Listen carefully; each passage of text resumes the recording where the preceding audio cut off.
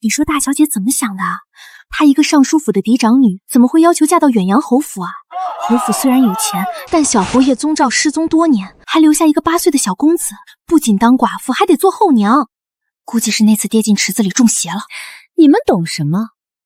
没老公，有钱花，还能无痛当妈，简直就是我徐婉上辈子做梦都不敢想的好日子。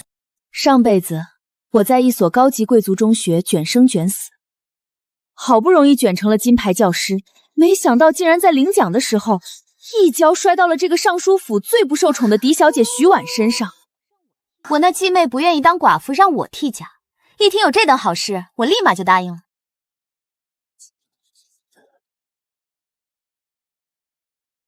小侯爷，您对夫人一见钟情，今日大婚之日真不回去拜堂吗？任务为重，我还需要继续隐藏身份，只能委屈婉儿了。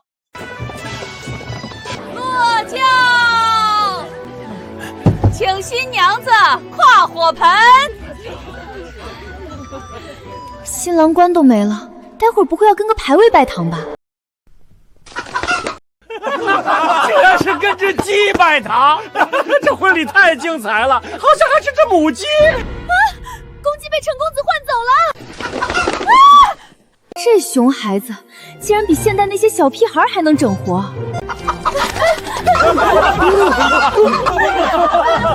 胡闹！快去换一个公鸡过来！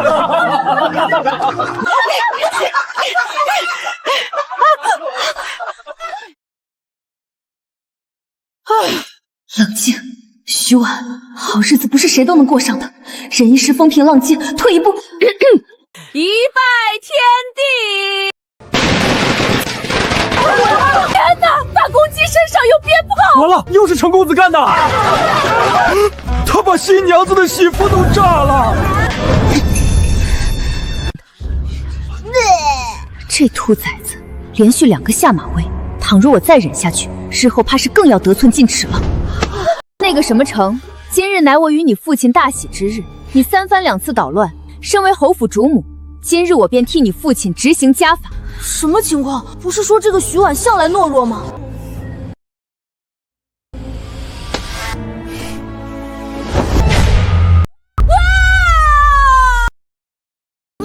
你敢打我？果然是个刺头，但在学生面前，老师绝不能先露怯。松手！不松！娘今天自损1000，也要折你800。放开我！我可是侯爷的儿子。我还是侯爷新过门的媳妇儿呢，论辈分，你还得叫我一声母亲。我才不叫！你这个坏女人！还敢骂我？你耳朵别想要了！这拉谁啊？一边是夫人，一边是小公子，我怎么了？老侯爷到，老夫人到。完了完了！新婚第1天就当着公婆的面揍他们孙子，我这侯府主母的椅子，该不会还没坐热就要被休了吧？都站着干什么？还不快将他们2人拉开！婉儿见过侯爷、老夫人。坏女人，现在知道怕了吧？晚了！祖父祖母，这个坏女人拿刀打我，还掐我脸蛋儿，你们赶紧把她赶出去！快过来，让祖母看看。完了完了，新娘子第1天就打小公子，这下肯定要被厌弃了。谁说不是呢？小公子可是老夫人的心头肉。果然，不管是现代还是古代，老人都是最心疼孩子的，怪不得这孩子被放纵成这个样子。祖母，她揪我耳朵，还说要拔光我的头发。您看她把我脸掐的都肿了。你做得很好。祖父，你说什么？祖父，他欺负我，你不罚他？大喜之日，你先是换走公鸡，又往人群里丢鞭炮，把新娘子婚服炸了。换做别人，早把你腿打断了。祖父，行了，今日之事到此为止，谁也不许再提。看来这老侯爷、老夫人，婉儿，来跟我们去副厅说话。今日婚礼继续，各位请入席。婉儿，新婚当日便闹出这等笑话，让你受委屈了。婆母言重了，说起来也是我一时冲动，当着满堂宾客与小公子动手，有失体统，还望婆母侯爷莫要怪罪。在情况未明前，示弱并不会显得弱势，反而可以拉近好感。安抚家长可是金牌教师的必备技能。你能这样想，我就放心了。我来吧。老爷，这徐婉虽然不错，但锦城非我侯府血脉，身份特殊，您确定要让他来教育锦城？你什么时候见锦城吃过这种亏？这孩子就是教育锦城的救星。父亲、母亲，请喝茶。好孩子，好孩子，你过来。这是我当年嫁进侯府时曾祖母传给我的，今日便给你做见面礼。祖母，这可是您最喜欢的镯子，你要给他。婆母，这太贵重了，一家人不说两家话。另外，婉儿，我儿宗兆虽然还未归来，但你已是我侯府明媒正娶的侯府夫人，这是侯府的管家钥匙。自今日起，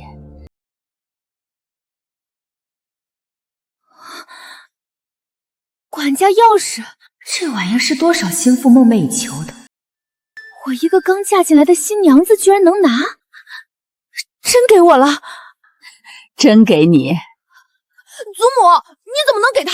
这管家钥匙就是给二房的红衣娘，也不能给他呀。锦城，不可胡闹，婉儿日后就是你的母亲了，有她照顾你，就算你父亲不在，你也有人疼有人管了。可我不需要母亲，我从出生就习惯没有父母了，我现在都8岁了，更不需要了。你这孩子，婉儿，锦城这孩子以后就交给你了，希望锦城以后在你的教导之下，能高中一甲。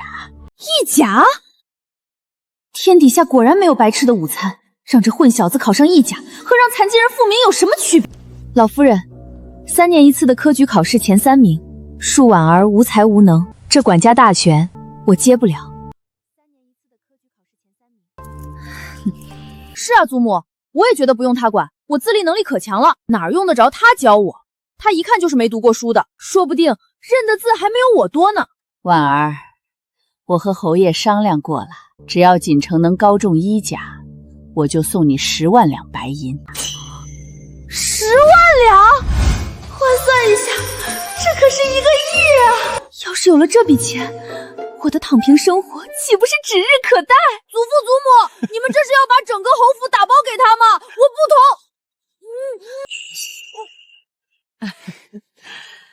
父亲母亲，婉儿一定会教好锦城，早日让他高中1甲的。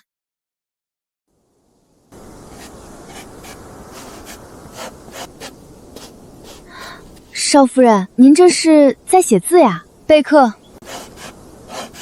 金牌教师守则第1条，拿钱办事，专业至上。1个亿的补课费砸下来，就算是头猪，我也要保他上北大。翠芝，我让你找的东西找到了，少夫人，这是小公子房中今年以来的所有账目，奴婢尽数整理好了。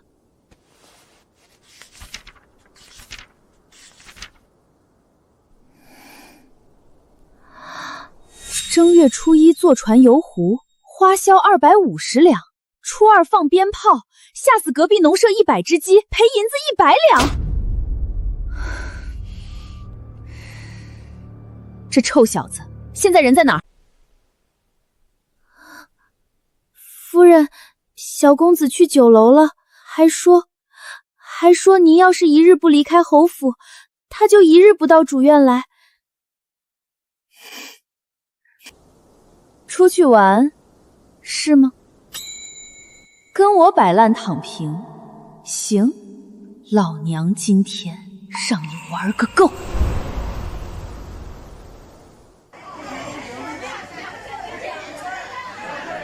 随便吃随便喝，今日所有的花销都由我宗公子包了。宗公子豪气！锦城就是我最好的兄弟，锦城豪爽。果然，外面就是比侯府舒坦。少爷，咱们今天真的不回去吗？不回，祖父祖母那么宠我，我不回去，他们一定会把那个坏女人赶走的。你怎么来了？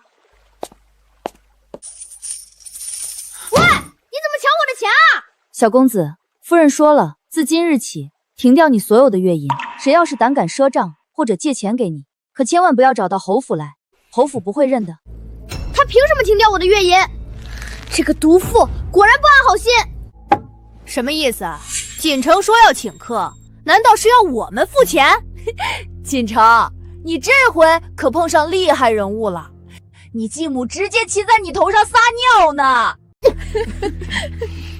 不就是想让我回侯府听他训话吗？行，我回去就是了，你快把账先结了。对不起，小公子，夫人说了，你先回去，这账才能结了。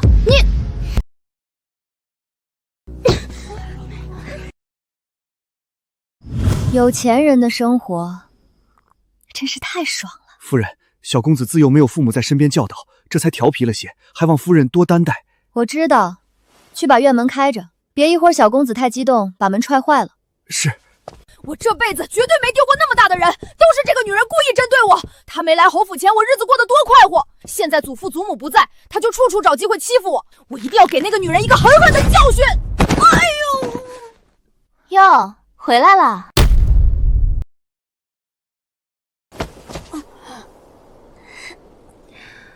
我虽是你母亲，但你也不用行此大礼。快起来吧。坏女人，快把银子还我，不然我就说你苛待继子。这要是传出去，你母家的女子都会受到影响。哇，我好害怕哦！不过一顿饭钱而已，你就算一时没有，你那帮朋友不肯帮你付吗？我记得你可是没少请他们吃吃喝喝，如今让他们回请一顿，又有什么问题？别在这装无辜，是他们是没帮我付，但也是因为今日我说好了要请他们。若不是你，我何至于丢了这么大的脸？若是被人传出去，还以为我们侯府多么抠门，说话不算数。我祖父祖母一辈子的好名声，差点被你给毁了。你小子这么会扣大帽子啊！还钱，以后我们井水不犯河水。晚了，婚礼上你害我丢了面子。井水已经犯了河水，无法收场，不可原谅。你到底想怎么样？你配合我好好读书，待你高中一甲，你当你的小侯爷掌家掌权，我拿钱养老，我们各取所需。我不喜欢读书，也不会去考什么科举。你跟祖母的约定，那是你们的事儿，我绝不配合。那可由不得你。刘管家，去把小少爷房里贵重的东西都收好，免得他把府里的好东西给抵出去。是。喂，刘管家，你疯了吗？我才是侯府的小少爷，你竟然听这个女人的话来欺负我！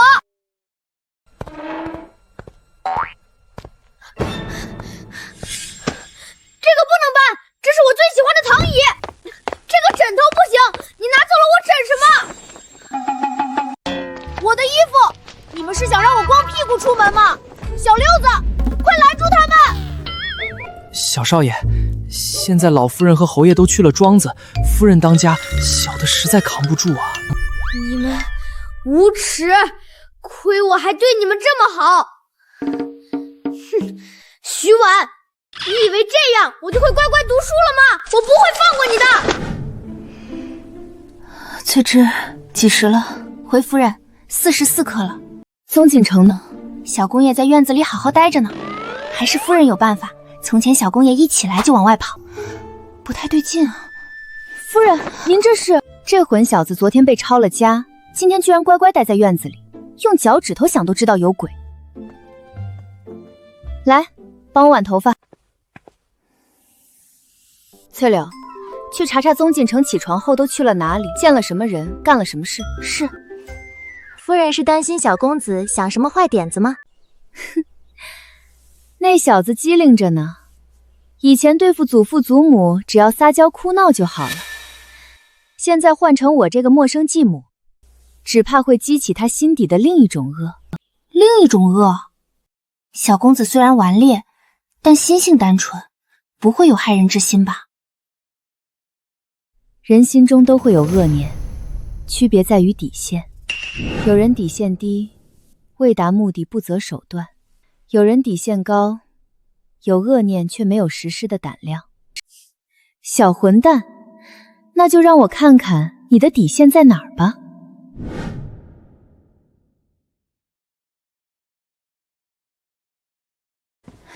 夫人，不好了，有2个丫头在换衣房打起来了。夫人，2房的红姨娘有东西丢失了，说是二爷生前送给她的。夫人，新招进府的丫头们聚众完了，将伙房给烧着了。果然啊，来了。翠柳，先带人去伙房救火，事有轻重缓急，眼下最要紧的是先保宅院，婢女间的问题都是小事。是。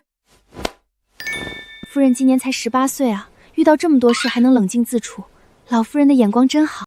夫人，我们这边的事情也要紧啊，怎么都派人去那边灭火了？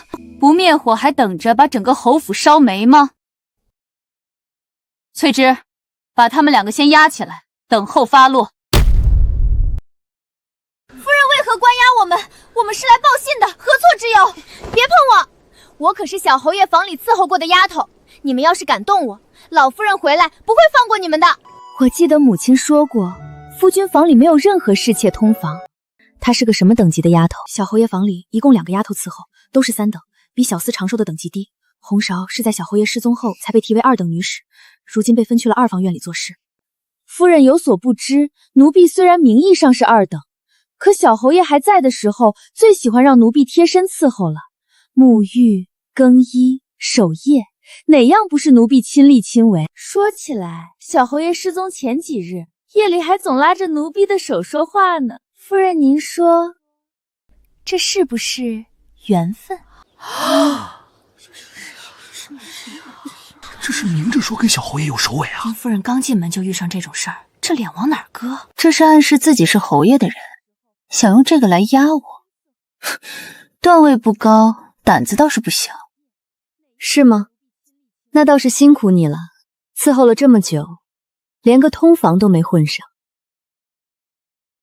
你是想说你是夫君的人，我不敢动你？奴婢不敢。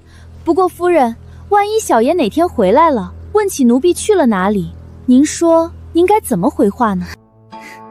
小侯爷回不回来那是后话，眼下嘛，既然你这么惦记夫君，那就送去别庄吧。老夫人日日思念小侯爷，有你在身边睹物思人，想必会很高兴。老夫人身边规矩大，要是去了庄子，老夫人定然知晓是我让夫人不爽了，只怕是立马要被发卖出户。请夫人收回成命，老夫人跟老侯爷正在外面散心呢，奴婢不敢去打扰。不敢打扰。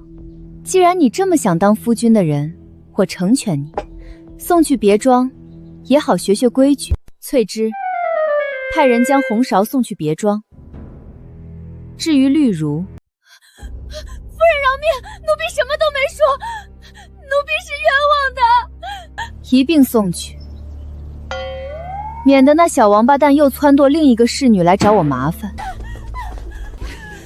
红芍，都是你这个嘴贱的害了我！你装什么好人？小公子让你去报信的时候，你跑得比谁都快。果然，人是环境的产物。宗景城身边有这2个搅事精，怎么可能乖乖向上？嚷嚷辱骂成何体统？堵着他们的嘴送上车，别丢了我们远阳侯府的脸。是。住手！我看谁敢动他们！喂，你也太没礼貌了！这俩人是我派来传话的，你凭什么说送走就送走？按身份，你该叫我一声母亲，纵使不喜欢，也该称呼一声夫人，而不是畏畏的喊。论起没礼貌，你更胜一筹。你太过分了！她们是我爹爹最喜欢的2个侍女，你把她们送去庄子，我爹爹回来了怎么办？你的意思是，我夫君回来，没他俩就没法过了？你堂堂侯府夫人，和2个丫头置气干什么？那红姨娘房里的东西找到了吗？还有丫头们打架，侯府从来没出过这种事，都是你管家不力。你要是管不好，就趁早认输。所以呢？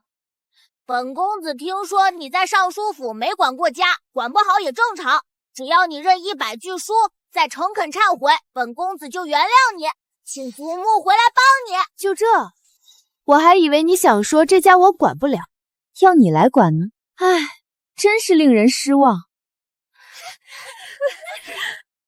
我劝你赶紧见好就收，不然这侯府乱起来，没法跟我祖母交代。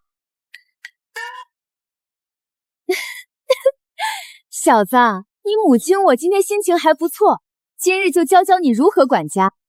不听，王八念经！翠芝，你带2个婢女去帮红姨娘找东西，查清楚东西什么时候丢的，经了谁的手，若是查到，直接送官。翠柳，你去将打架的丫头名单列出来，不必打骂，叫人牙子来把人带走。那些事都是我让他们干的，现在一批要送官，一批要发卖。住手！不许去！你们太过分了，他们不过打个架而已，为什么要卖掉？若这些事儿是你做的，你仗着侯府的纵容，大可拍拍屁股走人。但他们不同，他们没有你的好出身，犯了错就会被赶出去，甚至送官。翠芝方才的处置，都是你祖母定下的规矩，大家平日只是不跟你计较，并不是傻子，而我更不是。这女人是明摆着告诉我，她不会像祖母那样惯着我。小公子，救救奴婢，奴婢不想被送走！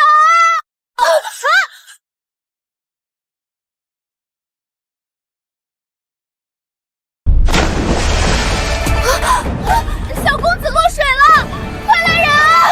小公子掉进池塘了！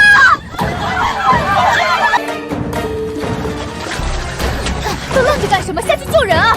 夫人，上个月刚修了池塘，水深得很，奴婢不会水啊。我们都不会水。自从这个坏女人来了，我就没有一件好事。今天她一定在旁边看着，巴不得我淹死。完了，别回去，别回去！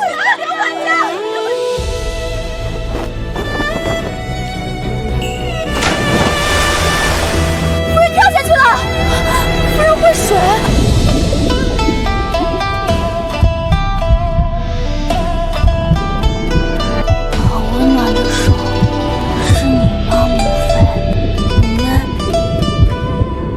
臭小子，你要是敢死，我的一个亿找谁要去？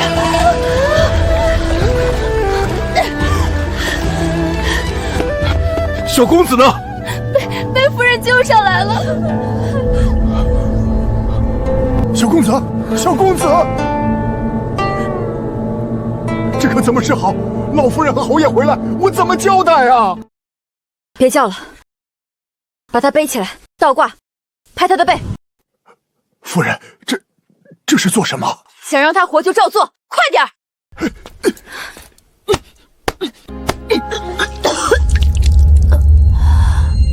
光把水控出来还不够，得做心肺复苏。快把他放平在地上。夫人在做什么？按压小公子的胸口，这成何体统？你完了！小公子在你手里没了，我贱命一条，拉你个红粉垫背也不错。贱婢找死！夫人，小公子已经这样了，你就别再折腾他了。闭嘴！侯夫人害死了小公子，侯夫人害死了小……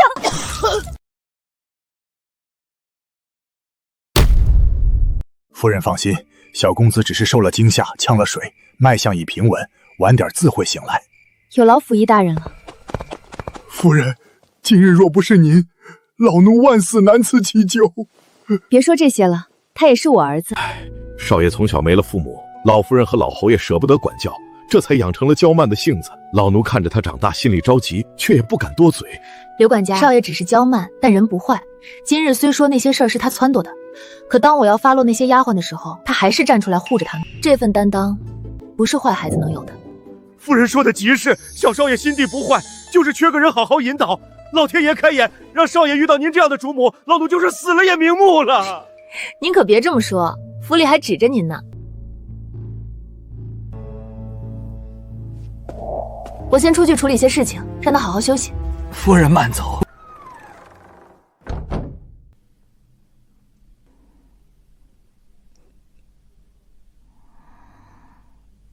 他竟然夸我有担当，难道他真的没我想象中那么坏吗？他跳进池塘救我，还给我按胸口。不对，他肯定是为了那10万两银子。宗锦城啊，宗锦城，你绝不能就这样轻易被迷惑！哼！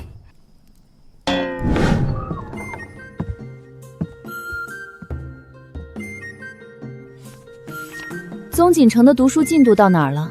小公子不喜读书，到现在还没有把《三字经》背下来。猜过是个小为盲，没想到为盲的这么彻底。寻常孩子7岁启蒙，官宦子弟3、4岁便启蒙。宗锦城这小子可真是被溺爱的彻底。看来只能等他病好了再抓紧补课。1个亿的大工程，急不得。夫人，回门的东西已经备好了，礼单在此，请您过目。备得齐全。明日一早便出发吧。是。心腹回门没有夫君，我怕是全京城头一份。外人怕是卯足了劲儿想看我笑话吧。听说新侯夫人嫁进来当天就抢了侯府管家权，这手段可不是一般闺阁女子能比的。那可不，人家是刑部尚书嫡女，耳濡目染，懂门道。不过你们可别光羡慕，昨天侯府出大事了。什么？我有内部消息，侯府小公子昨日落水了。听说啊，是被一个丫鬟撞进池子里的。最巧的是，那丫鬟正是新夫人要发卖的人。哦，这下我全明白了，前脚要卖人，后脚孩子落水，这侯府的水太深喽。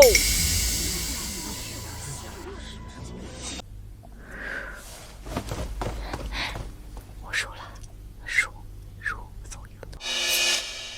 当真，那位侯府小公子落水了，还跟徐婉有关。外头都传遍了，说是继母苛待继子，才嫁过去几天就要把人害死。姐姐还真是心急，这侯府主母的椅子还没坐热，就闹出这种事儿。越是闹得凶，咱们越要表现得慈爱，让外人看看，是他徐婉不会做人，可不是我们尚书府苛待的。夫人，外头都在传，说小公子落水是您。传就传吧，可这名声，我若过得好，继母才会嫉恨；我若过得不好，她才开心。谣言传得越凶，她越觉得我日子艰难，待会儿回门反而不会为难我。还是夫人想得通透。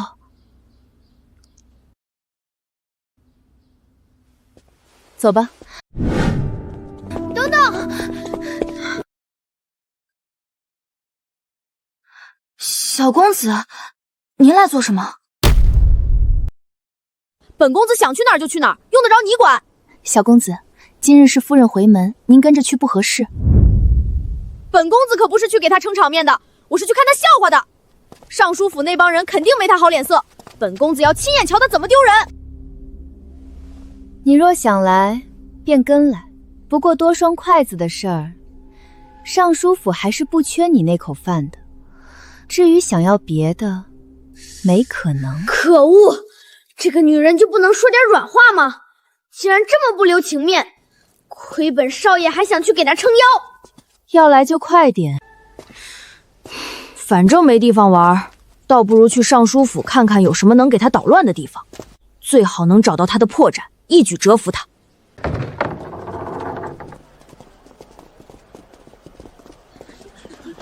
天哪，不愧是尚书府嫡长女，这容貌一点不比京城第一才女差。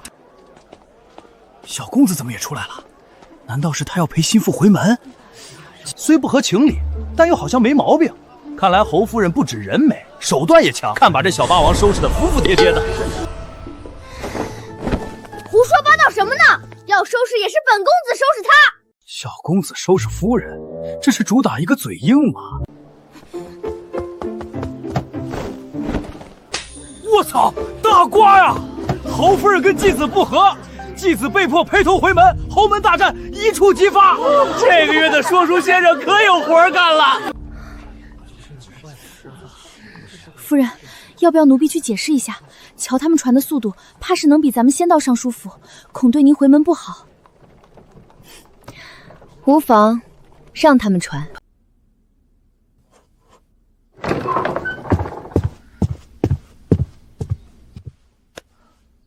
侯爷，属下有要事禀报。说，京城里传遍了，说夫人苛待小公子，小公子昨日落水，险些溺毙，外面都在传，是夫人故意为之。属下还听说，夫人嫁来当日就持刀打了小公子，又停了他的月银，抄了他的院子，连他房里的丫鬟都发卖了。侯爷，夫人她……你想说什么？说婉儿心狠手辣，苛待继子？属下不敢，只是这些事儿传得有鼻子有眼，属下怕夫人她……婉儿不是那样的人。侯爷与夫人不过一面之缘，怎敢如此肯定？你不懂，有些人见一面就知道。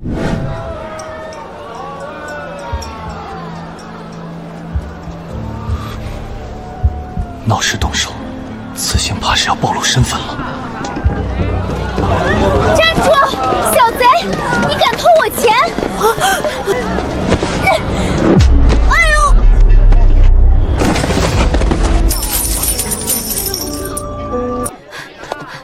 你属兔子的，这么能跑？别打我！这么小就偷东西，你爹娘怎么教的？我没爹，我娘病了，没钱抓药。没钱就能偷，被抓进官府，你娘谁管？回头再被人打死，你娘还活不活了？起来，跟我走。不要送我去官府，我错了。谁说要带你去官府？你拿了我的钱就要去帮我做事，今天不帮我砍10斤柴火，我跟你没完！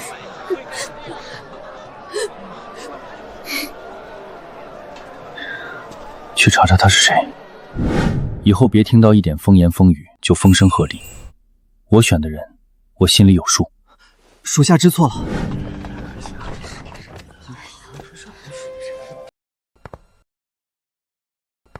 婉儿，你可算是回来了。母亲早已为你备好了酒席，就等着你呢。母亲安好。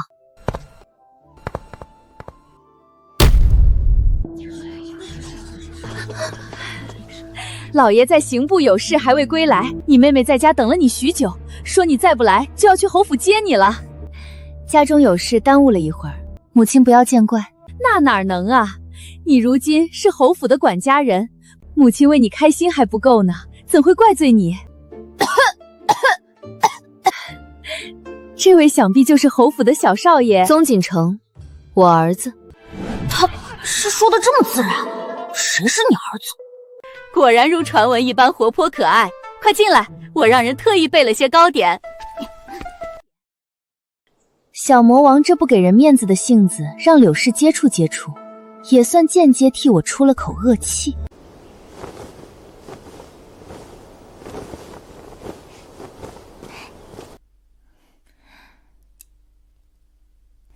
姐姐，你尝尝这道菜，是我让小厨房特意给你做的。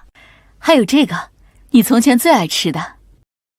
肥腻的红烧肉，腥气重的清蒸鱼，还有满碗的香菜，全是我从前在尚书府最讨厌的菜。他们为了恶心我，也是费尽了功夫。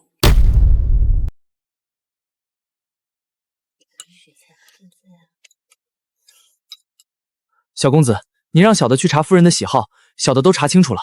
说，夫人她喜欢吃甜的，尤其爱吃桂花糕。她讨厌油腻的红烧肉，闻不得香菜，还对虾过敏，吃了就浑身起红疹。那时我只想着调查清楚她的喜好，好捉弄她，没想到这表面看起来人善的夫人，连这种事情都能用来恶心人。婉儿，这虾仁新鲜的很，你从前不是最爱吃虾吗？来，多吃点。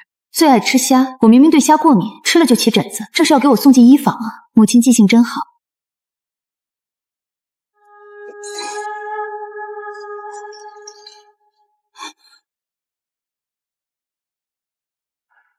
小公子这是做甚？他不能吃虾，你不知道？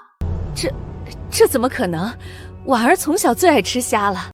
最爱吃虾，他明明一吃虾就浑身起红疹，你当本公子没查过？尚书府待客的规矩就是往客人碗里塞他不能吃的东西。本公子今日算是开了眼。你也是，别人给你吃什么你就吃什么，吃坏了谁给你请大夫？侯府可没那么多银子给你看病。这小子还是个死傲娇。是小公子教训的是。锦城，你误会了，我真的是记差了。行了，别装了，你这张笑脸比本公子家隔壁那条老黄狗摇尾巴还假。小公子这张嘴，真是骂人都骂得这么有画面感。锦城真会说笑。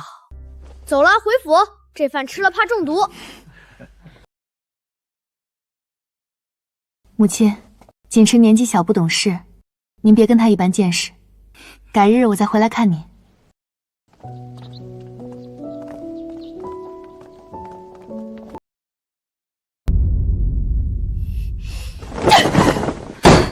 邪了门了，真是邪了门了！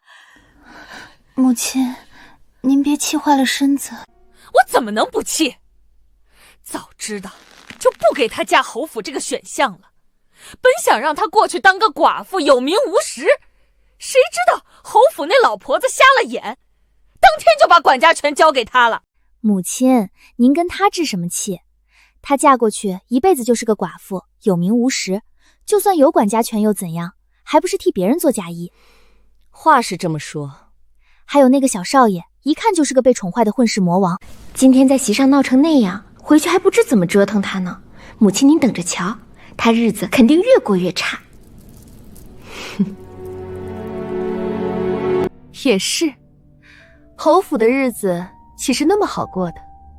就让他得意几日，早晚有他哭的时候。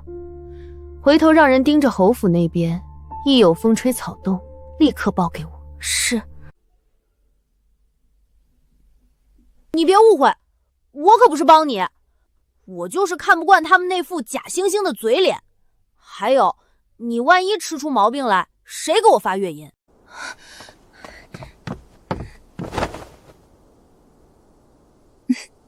是，都是为了月银。夫人，小少爷真是太会说话了，奴婢觉得您那继母今晚怕是要被气得烧叫了。我那继母虽然坏，但口齿简单，换个厉害点的可就不行了。夫人如此聪慧，从前怎会被这样的人欺负？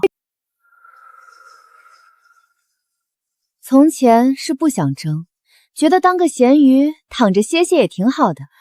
那如今呢？如今也不想争啊？那您今日这是？自然是为了我那1亿计划。1亿计划？锦城这孩子性格傲娇，我若强制按着他学习，他必然不肯听话。经过今日这一轮，他自然知晓了什么是好，什么是坏，再加上他也知道了我和他同病相怜的过去，就算他表面再怎么傲娇，心里只怕也软了。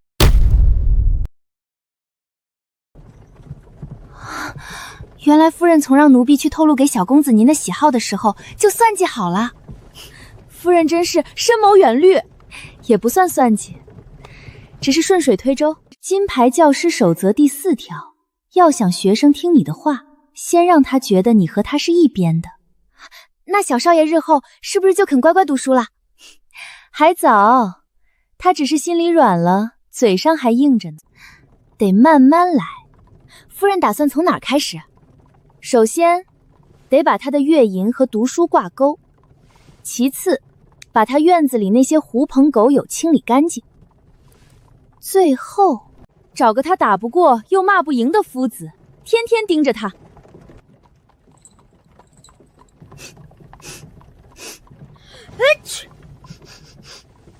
谁在说小爷坏话？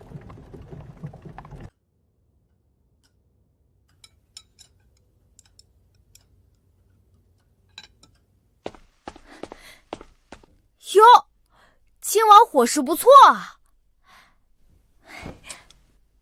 你怎么不吃？又没人给你下毒？没什么，不太饿，你吃吧。他怎么了？在尚书府也没见他吃，回来还不吃。要饿死自己啊？哼，不吃拉倒，饿的是你自己。翠芝，你说我是不是真的做不好这个侯府主母？夫人何出此言？您做得很好啊。好什么呀？想当初我在尚书府连饭都吃不饱，哪学过管家，哪懂得教孩子。老夫人把锦城交给我，我要是把他教坏了，怎么对得起他老人家？今天回门你也看到了，尚书府那母女俩恨不得我死在外面。我从小就没娘，继母连件厚衣裳都不给我做，冬天冻得睡不着，夏天热得起痱子。夫人，好不容易嫁进侯府，以为能过几天安生日子，他要是肯读书，将来侯府才有希望。他要是不肯，我怎么有脸见老夫人？他小时候过得这么惨，他连饭都吃不饱。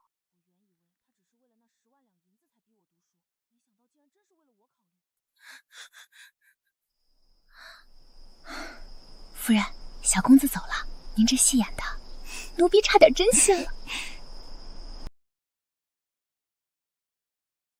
他没娘，继母虐待他，吃不饱穿不暖，还要管这么大个侯府。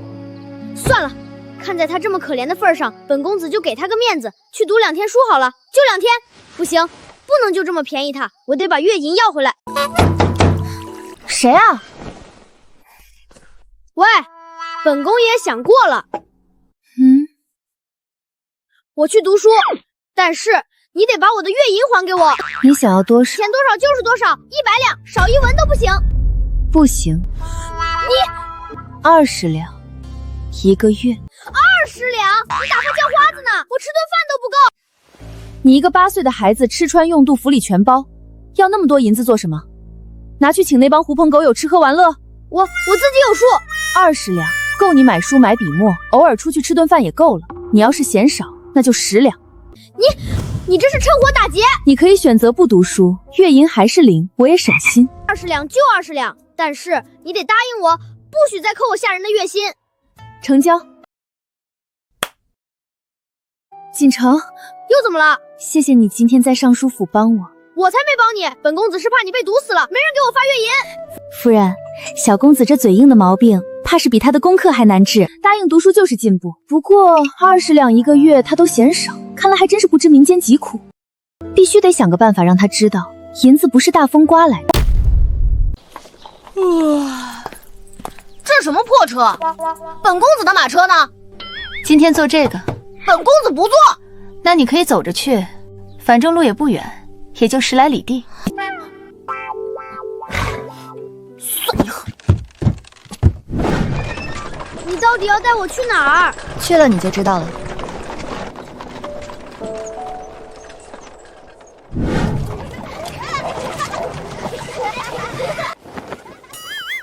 你带本公子来这种地方？你不是嫌20两少吗？我今天就让你看看20两在这里能过什么样的日子。夫人，您来了，这位就是小公子吧？老赵，今天就麻烦你了，让锦城跟你家柱子待1天，他做什么，锦城就跟着做什么。什么？你要本公子跟这个？柱子，快给公子问好。公子好。你今天要是能在这里待满1天，不哭不闹，下个月的月银我给你提到30两。本公子又不是小屁孩，我才不会哭，待就待，谁怕谁？好，傍晚我来接你。喂，你早点来。好。我倒要看20两在这里到底能过什么样的日子。公子，您要不要跟我去砍柴？带路。到了没？本公子走不动了。到了，就是这儿。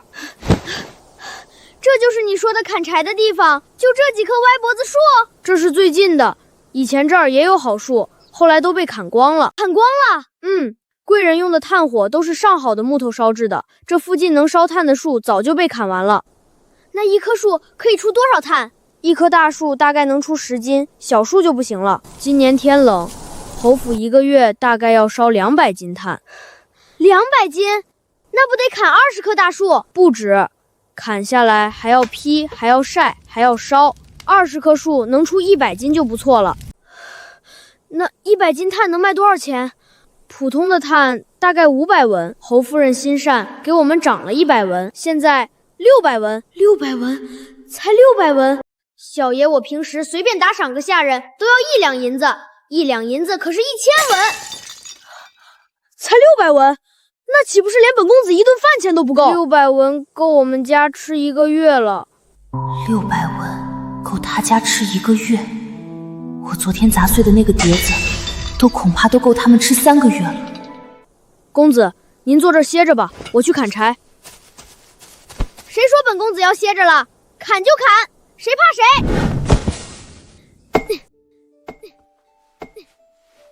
夫人，小公子从来没干过这种粗活，他细皮嫩肉的，哪受得了这个？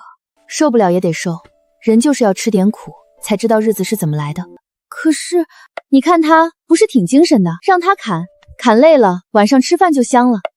金牌教师守则第5条：纸上得来终觉浅，觉知此事要躬行。1亿的 KPI， 先从让他知道1文钱难倒英雄汉开始。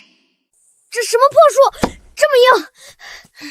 公子，您这样不对，要斜着砍，不能直着劈。柱子，你看，本公子砍的怎么样？公子小心，树要倒了！进城！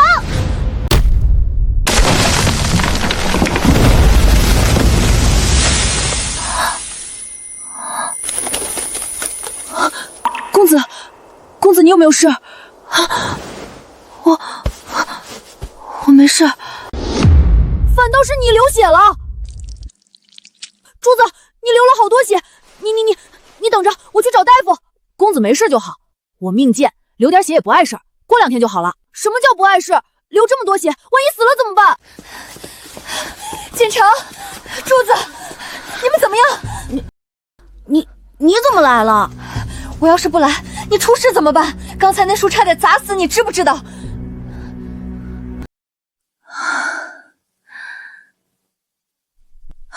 珠子的胳膊怎么了？没事，就划了一下。伤得不轻，得去看大夫。不用的，夫人，真的不用的，回家拿草木灰敷一敷就好了。不行，万一感染了怎么办？走，我带你去看大夫。你倒是走啊！看大夫又不是要你命。看大夫太贵了，我攒了好久的钱，是打算用来读书的。这点伤真的不算什么，不能把钱花在看大夫上。读书有这么重要吗？比你的身体还重要？重要。只有读书，我们才能翻身。我爹说，我们这种人家一辈子给贵人烧炭送柴，抬不起头。只有读书，才能走出这座山，才能让别人看得起。原来我不屑一顾的读书，竟然是别人梦寐以求都求不得的东西。难道我真的错了？珠子，今天这个事儿是锦城的责任，树是他砍的，砸到你是侯府照顾不周。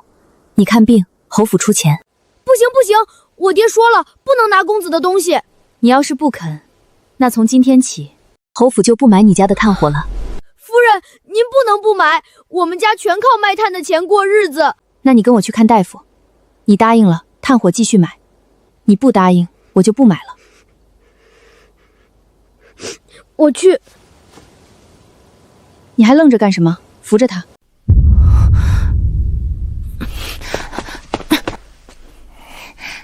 小公子，你不用扶我的，我能走。闭嘴，走你的路。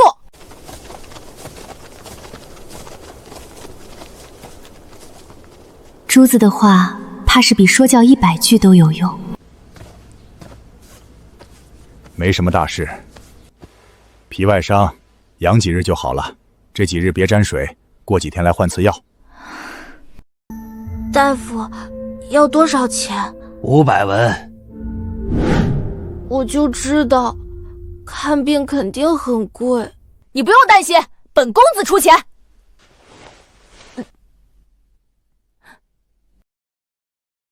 喂，你先垫上，回去还你。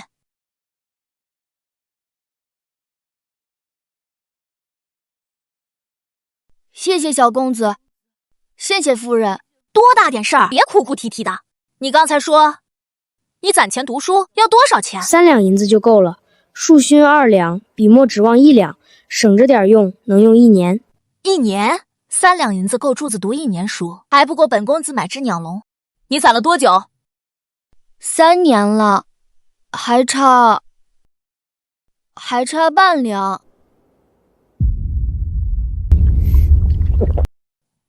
喂，你不是说要给我涨月钱吗？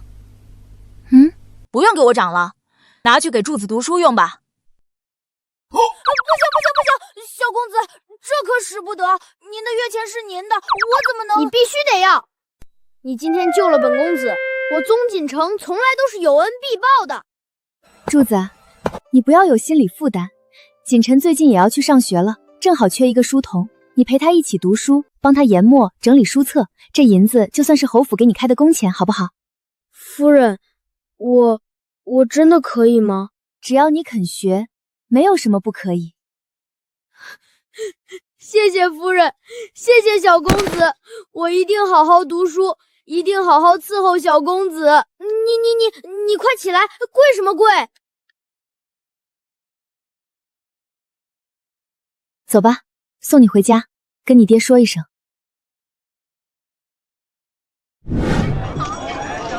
夫人，我真的能跟小公子一起读书吗？我没有做梦吧？你都问第8遍了，烦不烦？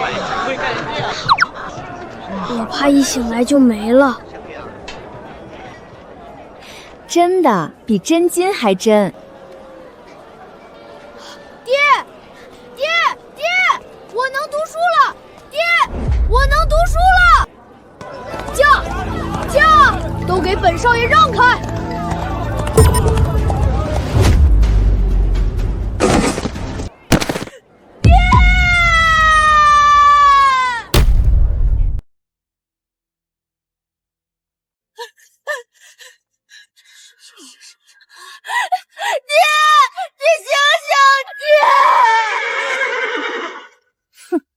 臭老头，谁让你当本少爷的路？罗耀，你给我站住！宗锦城，你怎么在这儿？你他妈撞了人就跑！我急着去打马球，谁让这老头不看路？我没找他算账就不错。对了，锦城，你去不去打马球？张云飞新得了一匹好马，咱们去赛一赛。打你的头！你把人家爹都要撞死了，还打球！这种贱民，死就死了，大不了我赔点钱。谁要你的臭钱？我爹要是有个3长2短，我跟你拼命！小兔崽子，活腻了！我看谁敢动珠子，放手！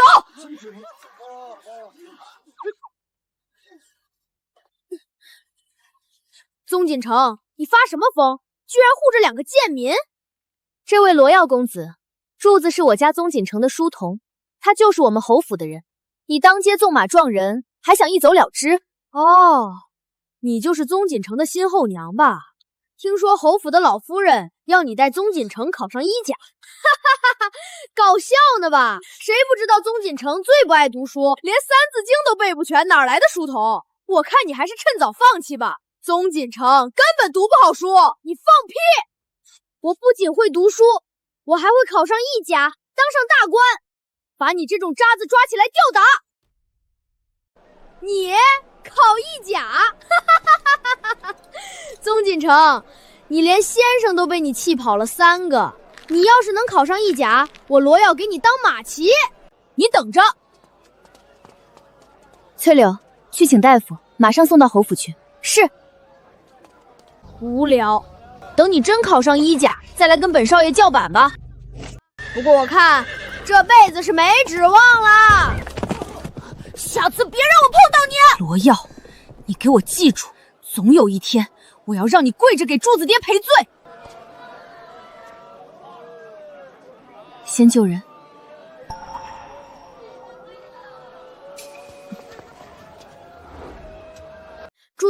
你爹不会有事的，我宗锦城一定管到底。罗耀说我是废物，读不好书，柱子为了读书命都不要。我每天锦衣玉食，却连学堂都不愿意进。我宗锦城要是再不好好读书，连柱子都不如。喂，那个，明天开始你给我请个夫子吧。这小子终于憋不住了。好。学而时习之，不亦乐乎？有朋自远方来，不亦乐乎？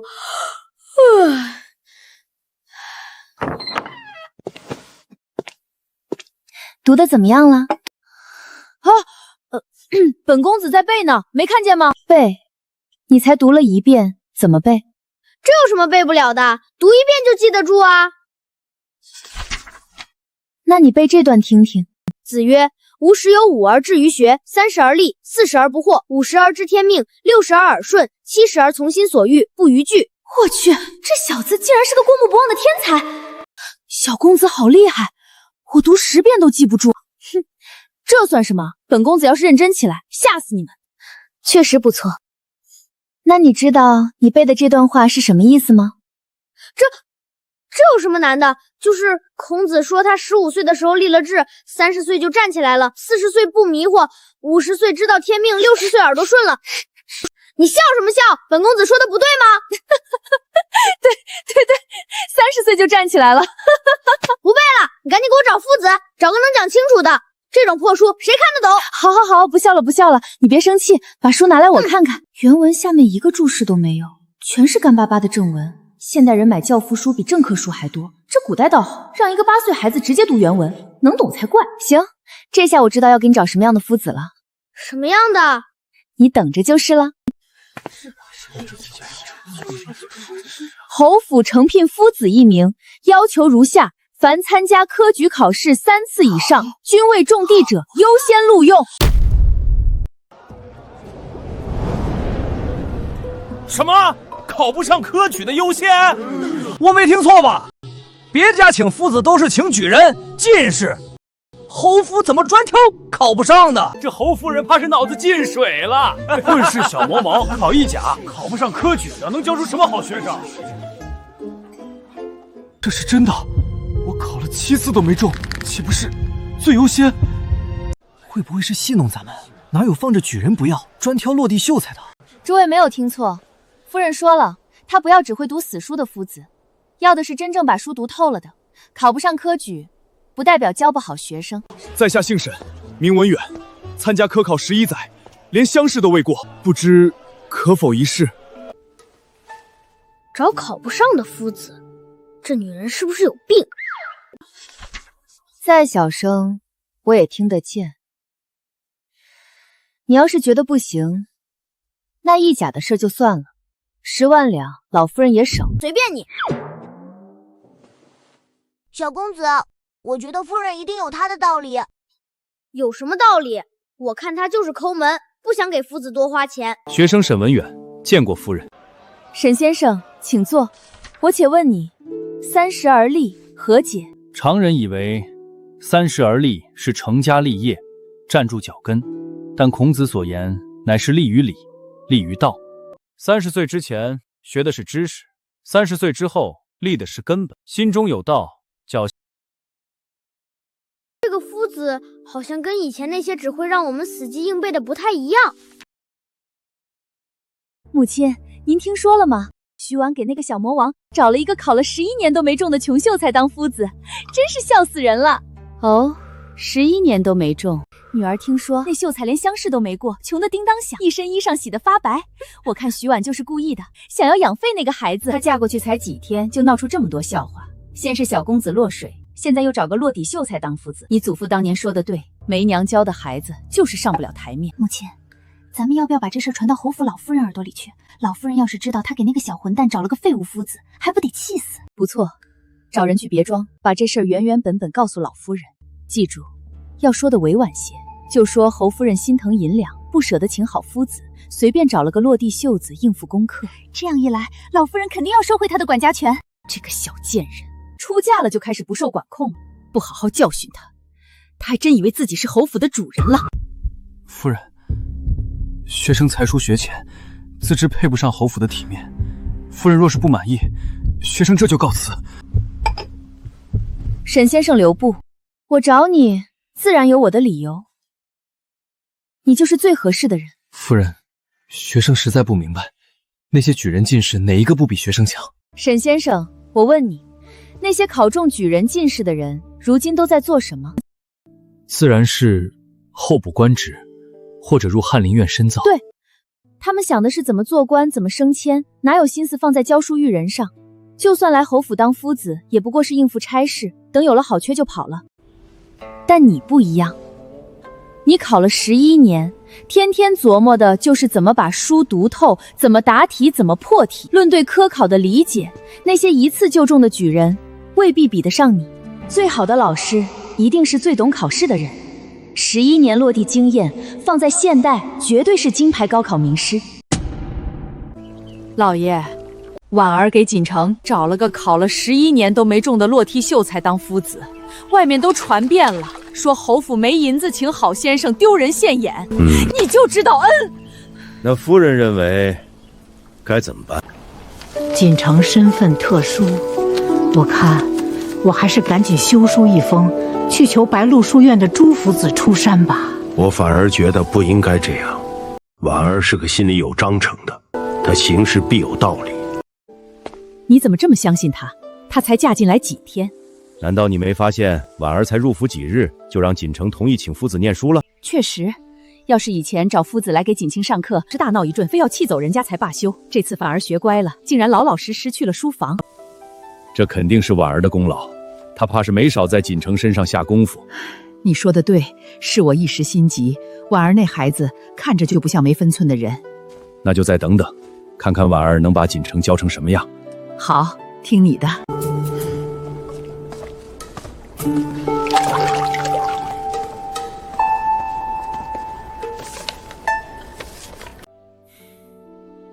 臭小子，就知道给你爹我出难题。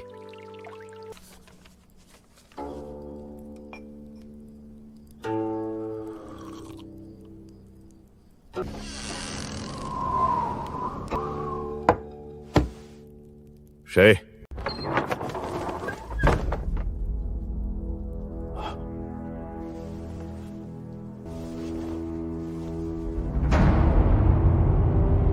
父亲，是我。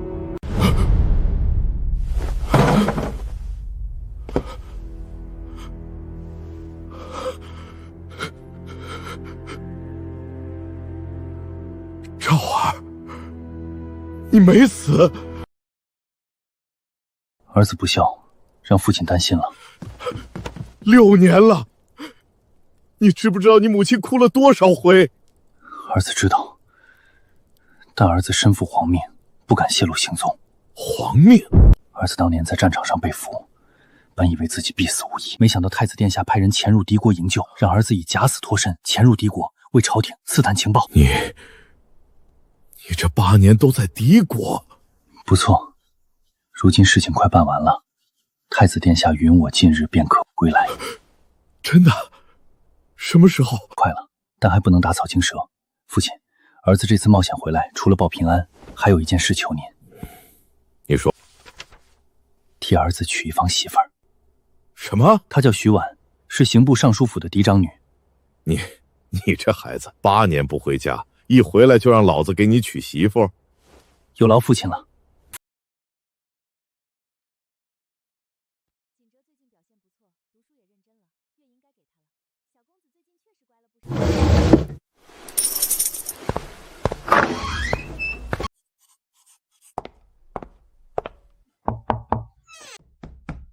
你来干嘛？这个月的月银20两。算你识相。别乱花。知道，你好罗。臭小子。走，本公子请你们去醉仙楼吃饭。公子，醉仙楼一道菜要5两银子，咱们3个月的月钱都不够点一个菜的。也对，那个可恶的女人现在不准我赊账了。那你说，今天好不容易休息一天，本公子想吃点好的怎么办？公子，您跟我来。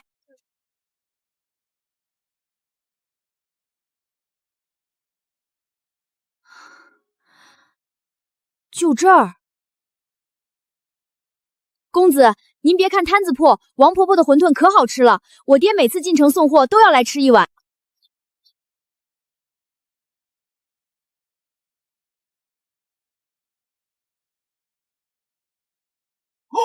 这也太好吃了吧！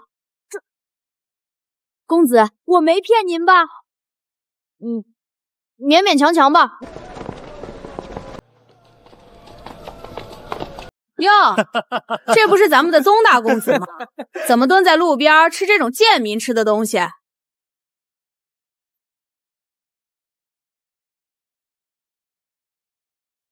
这什么味儿啊，宗锦城！你继母连顿像样的饭都不给你吃了，把你饿成这样，连这种泔水也敢吃？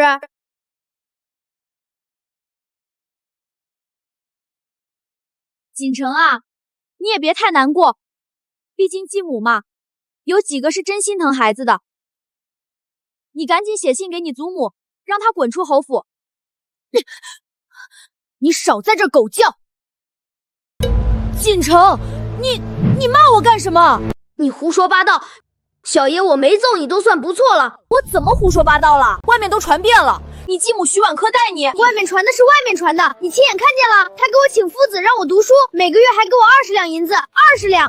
你知道珠子家一个月才花多少？600文。我疏通珠子为了3两银子攒了3年，我一个月20两抵得上寻常人家1年的开销，这哪里算得上苛待我？你是不是被那个继母打傻了？他扣你银子，抄你院子，你还替他说话？你现在怎么变得这么窝囊？被一个继母拿捏的服服帖帖，传出去，咱们圈子里脸都被你丢尽了。你再这样，咱们就别做兄弟了。好啊，你说什么？罗耀，你还记不记得你骑的这匹马是谁送你的？这是去年你过生辰，本公子花了800两从北边给你弄来的。还有你，张云飞，上个月你在赌房输了500两，被人堵在巷子里，也是我替你出的银子。锦城，说这干嘛？都是兄弟。兄弟就是在本公子落魄的时候踩一脚，兄弟就是当着本公子的面骂我家里人。他又不是你亲娘，他再怎么样也是我宗家的人，轮不到你来指手画脚。罗耀，把马还给我！什么？我说把马还给我！你骑着我送的马，吃着我请的饭，转头就骂我家里人，你这种人不配做我宗锦城的兄弟。宗锦城，为了一个后娘，你跟兄弟翻脸，我看你是被猪油蒙了心！我今天就打醒你这个猪脑子！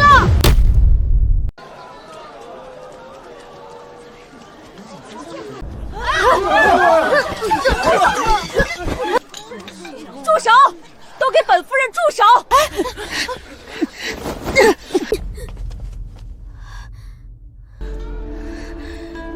让我看看我的儿怎么被打成这样。母亲，宗锦城不知道发什么疯，非要跟我打架，看把我打成什么样了。明明是你欺人太甚！放肆！主子说话，哪有你一个下人插嘴的份儿？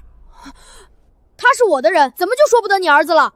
况且他又没说错，明明是你儿子先骂我家人的。哦，是吗？我儿素来乖巧，又有我亲自教导，从不惹是生非。倒是你，宗小公子，全京城谁不知道你京城第一纨绔的名头？你说我儿子骂你，可有证据？他这是拐着弯骂我没有娘亲教养。若是没有证据，就麻烦小公子给我儿道歉，否则别怪我不讲情面，送你去见京兆府尹。刘夫人真是好大的威风啊！只是欺负一个孩子，算什么本事？侯夫人来得正好，你家这位当街行凶，打伤我儿，我实话实说，怎么就算欺负你儿了？侯夫人方才还口口声声找我儿要骂人的证据，那夫人可能拿出我儿伤人的证据。这还用什么证据？你儿子打人，这4周的人可全都看见了。既然诸位都看见了，想必也清楚事情起末，不知哪位好汉愿意站出来帮我儿洗清罪名？我侯府愿意出100两银子，只为求一个真相。天哪，这娘们吃错药了，今天怎么这么大方？我儿锦城是侯府未来的主人，他的名誉关系侯府清誉。若有人愿意站出来，我侯府不仅愿意百两酬谢，并保他平安无虞。徐婉怎么这么较真儿？不是说他被柳氏养废了吗？侯夫人，小人看见了。你一个卖糖葫芦的也敢多嘴？老人家别怕，你只管说，侯府替你撑腰。回禀两位贵人，的确是这位罗公子先骂人的。他不仅骂宗小公子窝囊，还骂了侯夫人。小公子气不过，一说把马要回来，罗公子就打了他。刘夫人，还需要更多证人吗？还是你想说，这位老人家是我侯府特意花钱安排的？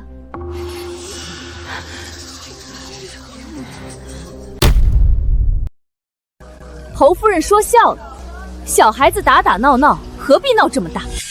夫人这是在怪我咄咄逼人？哼，是不是？你自己心里有数。哦，我自然是有数的，就是不知道夫人对令儿做的事情有没有数。我儿子怎么了？徐婉，你不要蹬鼻子上脸。说来也巧，今日正赶上我府半年一次的清账，方才来的匆忙，随手就把账本拿来，替我看看。夫人不妨说是我儿子锦城的开销，为何我细看下去，竟然全进了你儿子的口袋呢？今年1月，罗耀公子生辰宴请醉仙楼120两，锦城结账。3月，罗耀公子买北渡良驹1匹800两。还是锦城付的。刘夫人，光是这半年，令公子吃喝玩乐花的银子将近2000多两，可都是我儿子掏的。这笔账咱们怎么算？还有，前几日令公子在城东纵马，撞伤了一个卖菜的老翁，人现在还躺在侯府的医馆里，医药费、养伤费，侯府已经垫了80两。你真撞人了！就蹭了一下。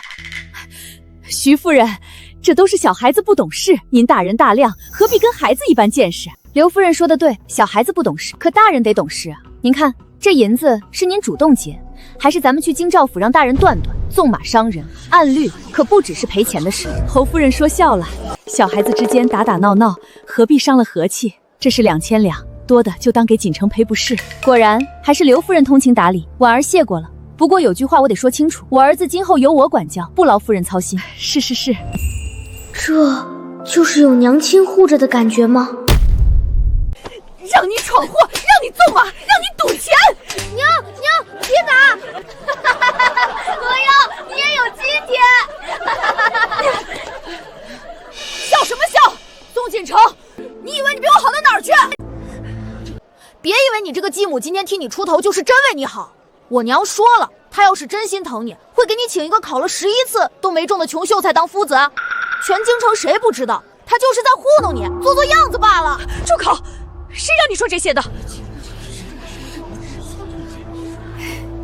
罗公子，你母亲说的对，那位夫子确实考了11次没中。不过，我也想问一下刘夫人，令公子请了白鹿书院的夫子，1对1教了3年，怎么到现在连白鹿书院的边儿都没摸到呢？你懂个什么？白鹿书院可是京城最好的书院，又不是只有我考不上。宗锦臣连书都不读呢，你还给他请一个垃圾夫子？这你就不懂了。我儿他天资聪颖，读书自有章法，别人花3年5年未必能成的事，他随便读一读，区白鹿书院根本不在话下。喂，你吹牛干嘛要带上我？白鹿书院可是京城最好的书院，我虽然过目不忘，可是夫子也说了，我积累不够。放心，山人自有妙计。喂，宗锦臣，你们在那儿嘀嘀咕咕，是不是你也知道你烂泥扶不上墙？罗耀，你少在那放屁！小爷我今天还就告诉你了，你考了3年都没进去的白鹿书院，本公子随便一考就能进。吹牛？谁不会？等你考上再说。你们2个光说有什么劲儿？倒不如打个赌。行啊，那就赌今年白鹿书院招生考试，谁要是没考上，谁就给对方当马骑，绕着书院爬一圈。这赌太大了，疯了吧？有好戏看。好，一言为定，谁反悔谁是孙子。驷马难追。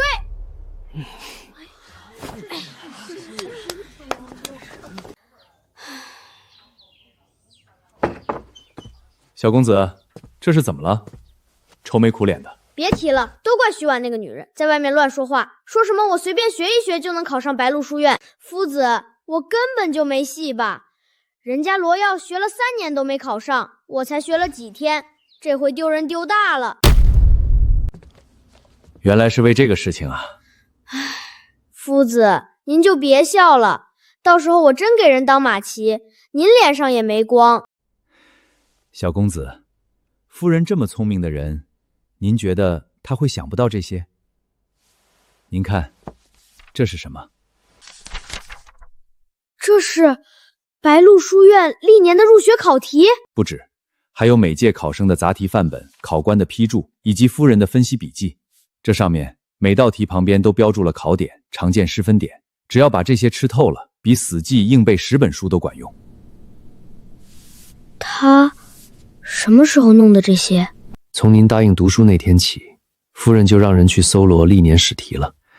她熬了好几个晚上，亲自做了分析，才交到我手上。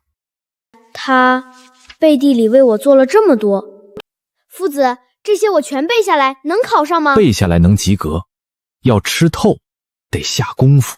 本公子最不怕的就是下功夫。罗耀，你等着给我当马骑吧。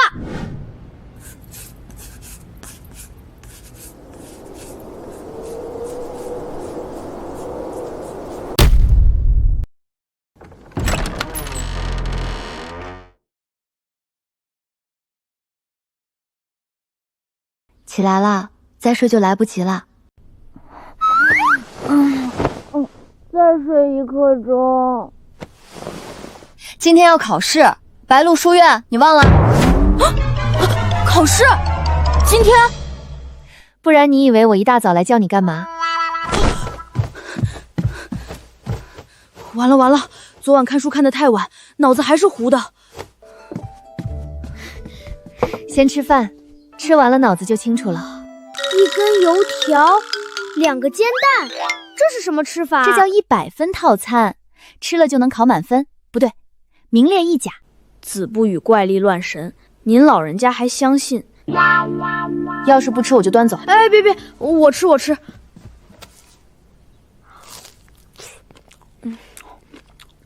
慢点吃，没人跟你抢。本公子赶时间，得早点去考场，早点适应环境。等等，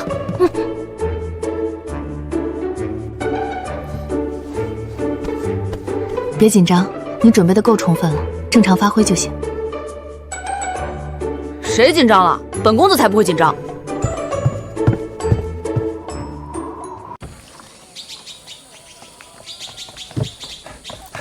小公子，这是夫人让我连夜抄的，考前必备30题，路上再看一遍，巩固巩固。知道了，夫子，您就别送了，回去等我的好消息。出发。夫人，小公子这孩子天资是真高，这几个月下的功夫顶得上别人2、3年。这孩子缺的从来不是脑子，是方向和动力。有了目标，比谁都拼。夫人，等小公子考上白鹿书院之后，您有什么打算？先让他把基础打牢，然后参加童子试、会试、殿试。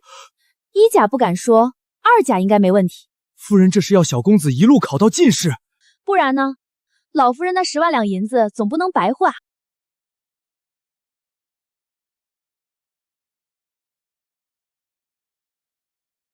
哟，这不是宗大公子吗？还真来了。怎么，你能来，我不能来？我来是正常的，你来是来丢人的吧？走着瞧。前面的，走不走？锦城那孩子，以前连学堂都不愿意进，现在居然主动去考白鹿书院。婉儿，这都是你的功劳。我早就说婉儿是锦城的救星。父亲母亲过奖了，其实都是锦城自己争气，我只是在旁边敲敲边鼓。好孩子，听刘管家说，你为了他熬了好几个晚上整理试题，真是苦了你了。那都不算什么。回来了，小公子回来了。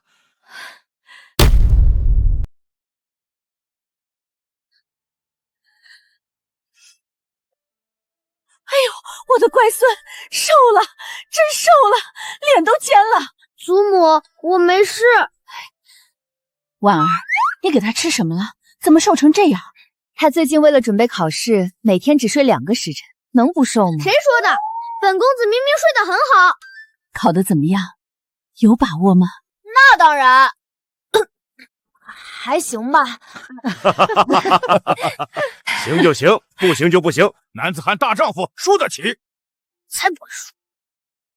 那个，你要是心疼小爷，以后天天给小爷做那个意甲套餐。什么是意甲套餐？就是油条和煎蛋，味道还不错。好，祖母让人天天给你做。行，考上了，天天给你做；考不上，连馒头也没有。娘，好消息！慌慌张张，成何体统？娘，老夫人和老侯爷回侯府了。早就该回府了。侯府这么大摊子，岂能由徐婉这种死丫头为非作歹？不止如此啊，前段时间那个小魔王和镇北侯府世子打了一架，俩人打赌，谁要是考不上白鹿书院，当马骑绕书院一圈。这事情传遍京城，所有人都等着看笑话呢。让那个不学无术的纨绔考上白鹿书院，还不如让母猪上树，这是注定要把侯府的脸踩在地上。也难怪他们二老赶紧回府。我看徐婉主母的位置是彻底要保不住了。走，去找你父亲提前打个招呼，免得他被休之后又回府上膈应人。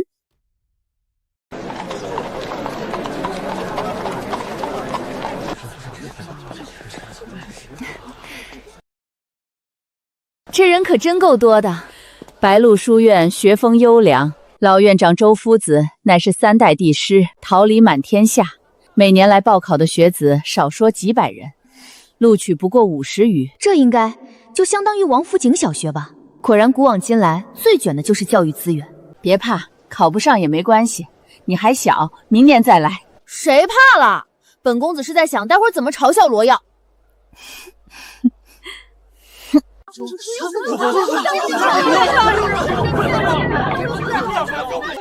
诸位肃静，白鹿书院新科录取名单现在开始公布。第43名陈子安，第42名周明远，第41名罗耀。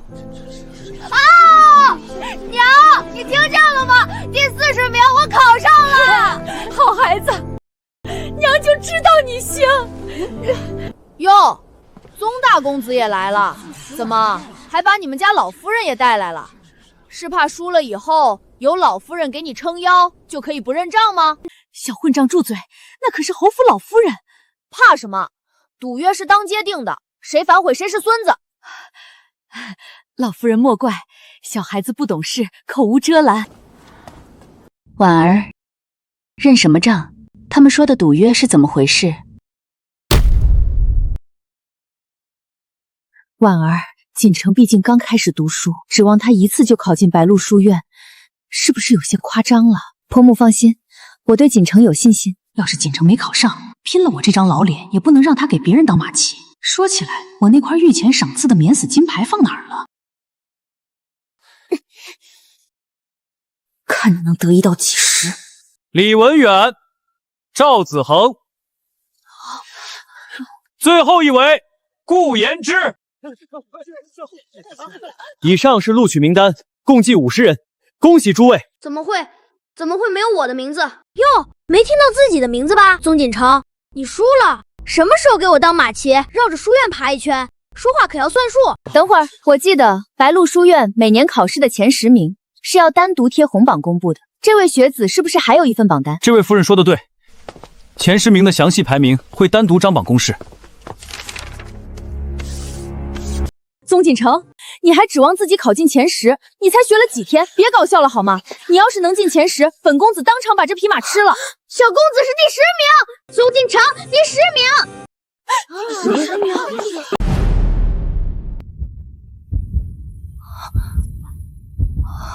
不是，这怎么可能呢？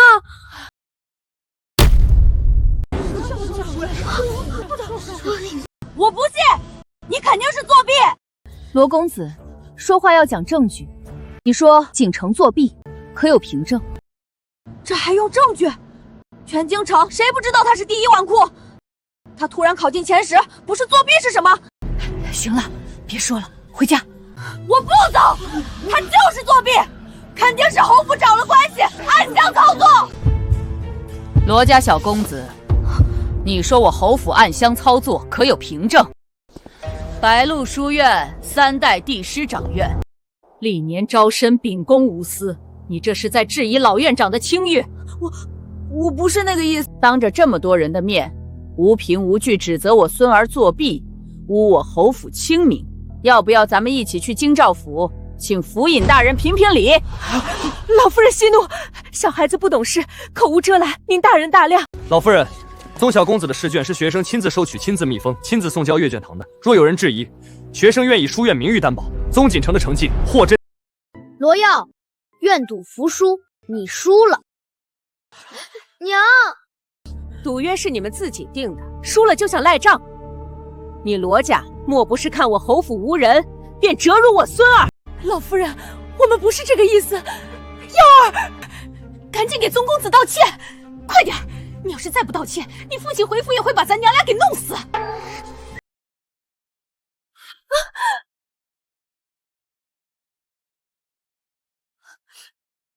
老爷，你这是何故？我问你，婉儿将被侯府休弃的谣言是不是你传出去的？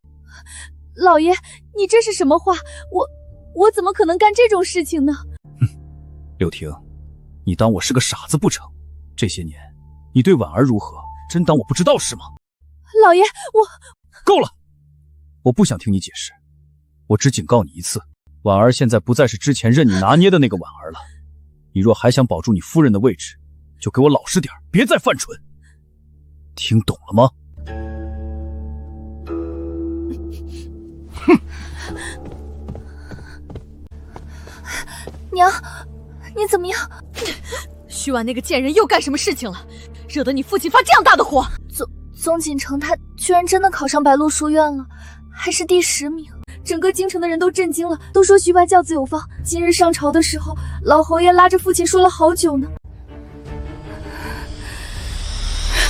凭什么？那个贱人到底凭什么？徐婉，我不会放过你的。表姑娘，您可要为臣妇做主啊！那侯府欺人太甚，当众羞辱我儿，还拿京兆府压人，逼得我儿当众……行了，你儿子当众人跟人打赌，输了不认账，还污蔑人家作弊，真当本宫不知道吗？表姑娘，您都知道了，满京城都传遍了，你还好意思来哭诉？回去好好管教你家儿子，愿赌服输，别给我罗家丢人，再让本宫听见你们在外头嚼侯府的舌根。休怪本宫不讲姑嫂情面。是臣妇叨扰，臣妇这就告退。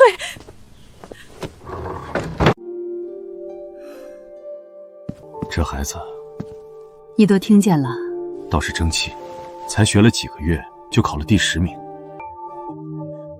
是啊，有其父必有其子嘛。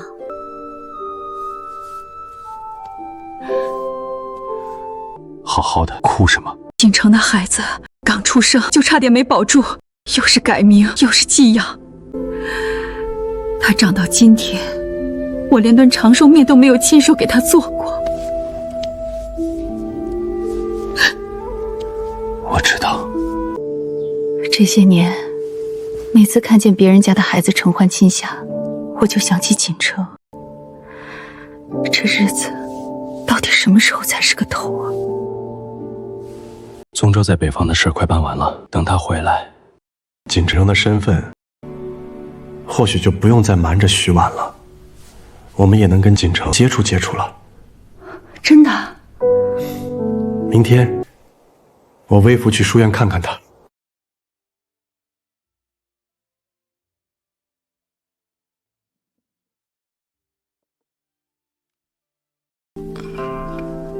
8年了，也该给你了。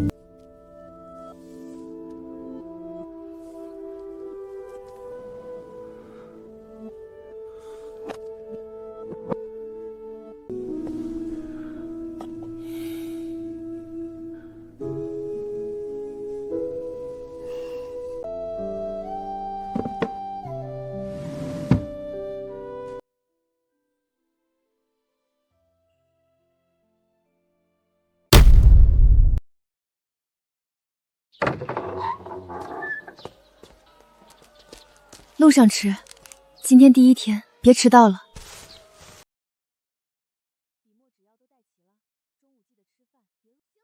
本公子又不是3岁小孩，你今天别送我了。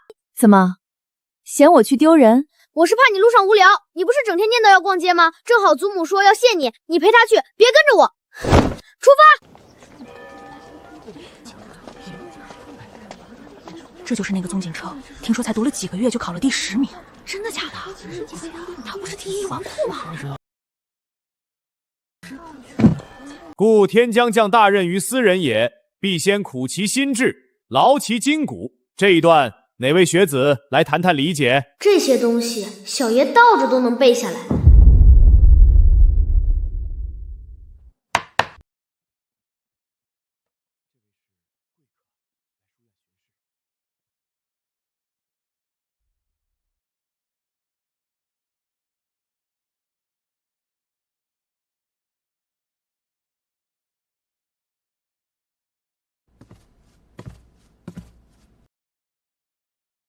这位学子，天亮了。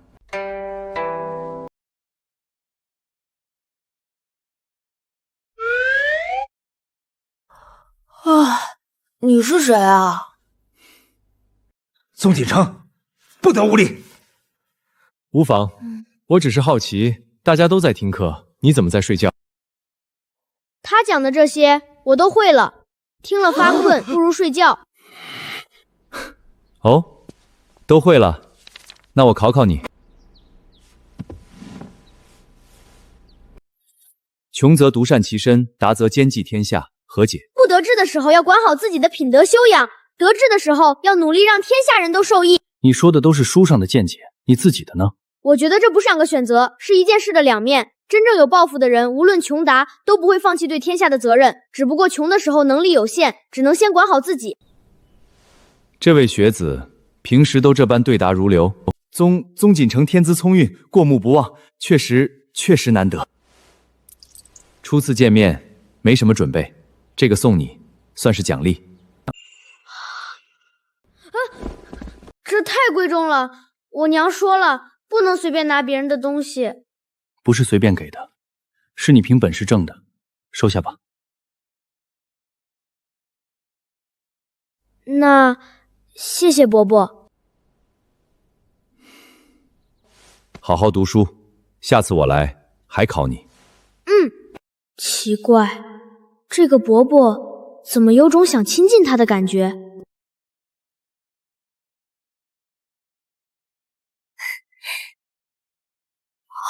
天哪，夫人，买了这么多东西！别提了，我和娘出去逛街，但凡我眼睛在哪里多停留一会儿，娘就要给我买下来。那可不，你为锦城那孩子掏了多少心，我买点东西怎么了？又不值几个钱。这都是夫人该得的，老夫人疼您，那是您的福气。刘管家，你也跟着起哄。过几日锦绣坊还有新雅事，我让人先给你留几匹料子，做几身新衣裳。你年轻，就该打扮得漂漂亮亮的。娘，我柜子里的衣裳已经穿不完了。女人家的衣裳哪有嫌多的？太子殿下有令，远洋侯府徐氏接旨。君跪下接旨。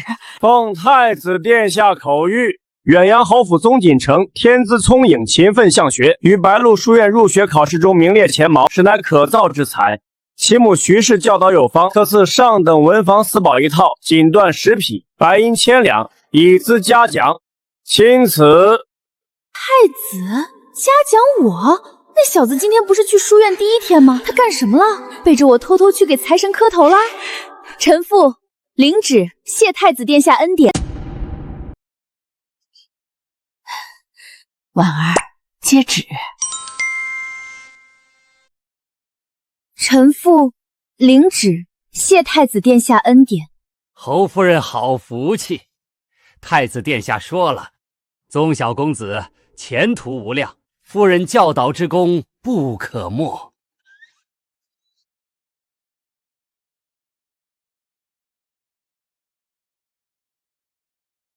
娘，这什么情况？太子怎么会知道锦城？别问那么多，太子殿下赏识锦城是好事，你只管收着，你的好日子在后面呢。总觉得婆母知道什么我不知道的事。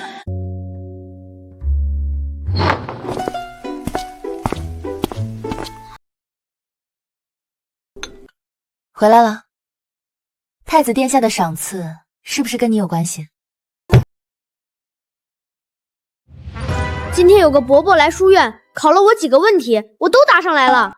他非要送我玉佩，我不要，他硬塞给我的。喏，就这个，说是奖励。我还没搞清楚他是什么来头呢。所以你就在课堂上睡着了，被人家抓了个正着。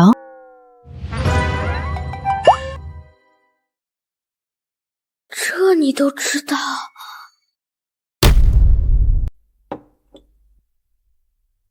你知不知道，在课堂上睡觉是对夫子最大的不尊重？就算书上的内容你都会了，也不能那样做。行，知道了。可夫子讲的实在太慢了，一句话翻来覆去讲半天，我早就懂了，干坐着也是浪费时间。那你可以自己看书或者写文章，睡觉算怎么回事？传出去，别人还以为侯府的孩子没教养。好了，下不为例行了吧？本公子今天累了，先吃饭。这小子越来越臭皮了。不过夫子讲的内容他确实都掌握了，再这样下去，确实是在浪费时间。看来得给他找一个更高阶的夫子了。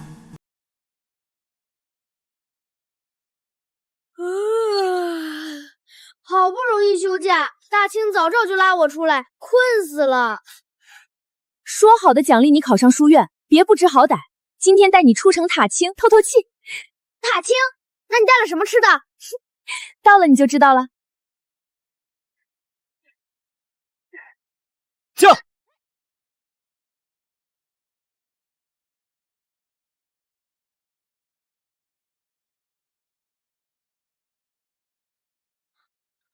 这些人怎么了？今年黄河发大水，淹了好几个州县，逃难来京城的灾民，少说也有上万人，城门进不去，只能在外后等朝廷开仓放粮。朝廷不放粮吗？放，但层层苛困到他们手里的，也就够吊着命。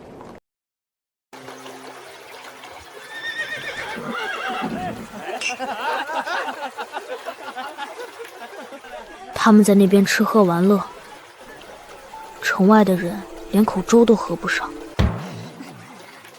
臭小子，你之前可玩的比他们谁都欢。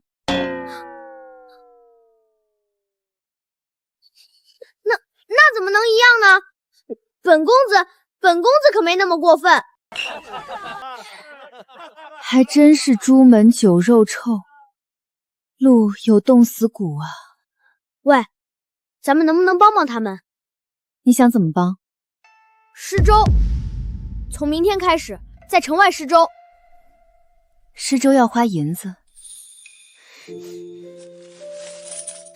是我从牙缝里攒的，不够的话你再添点儿。这么多，从牙缝里攒的？你那牙缝可真够宽的。你到底帮不帮？帮。明天开始，城外施粥用你的银子。好。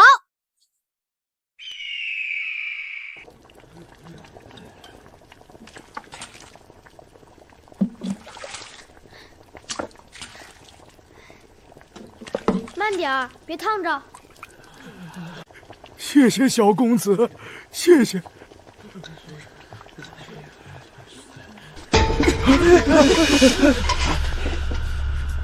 你是灾民？怎么不是？我老家也发大水了。你是哪个县的？有官府发的难民凭证吗？哎呦，你这小娃娃管那么多干嘛？有粥就施，施了就别挑人。这粥是给吃不上饭的灾民的，你要是能吃上饭，就别来抢。你们施粥的凭什么挑人？我们也是穷人，舍不得就别在这儿装善人。你们简直岂有此理！是不是小爷不发威？啊！你确定？你听我的。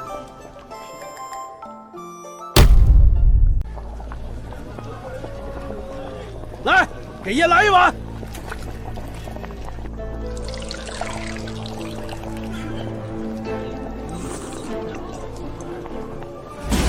呸呸！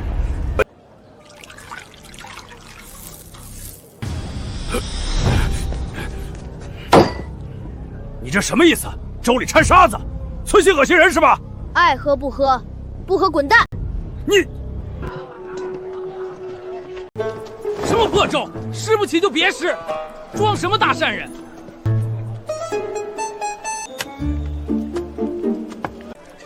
劳烦小公子。小娃娃，这粥里怎么这么多沙子？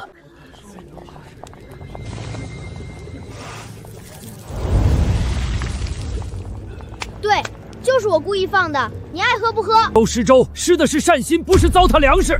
你顽皮也要有个度，这不是存心作践人吗？你这娃娃心肠坏透了，老夫今天非拉你去见官不可。干什么干什么？我家公子是你能碰的，伤了我们家公子，你担待得起吗？好大的威风！天子脚下，光天化日，施粥掺沙子，还不让人说？我往粥里掺沙子是为了他们好。胡说八道，哪有给人吃沙子的道理？一看你就不懂，真正吃不上饭的灾民，别说是沙子，就是泥巴他们也吃得下去。但是那些有饭吃的，厚着脸皮来蹭粥的，看见粥里有沙子就不喝了。只有这样，这锅粥才能送到灾民嘴里，不然全让那帮不要脸的抢走了，灾民连口刷锅水都喝不上。这位老伯，小公子说的是真的。昨天那帮人把粥抢了大半，我们好多人连口汤都没捞着。今天有了沙子，那些人果然不来了，我们才喝上粥。小公子，是老夫错怪你了。你们听说了吗？老院长游学回来了，真的，就是那位3代帝师周巡周老先生，不止回来了，听说他要收徒。收徒？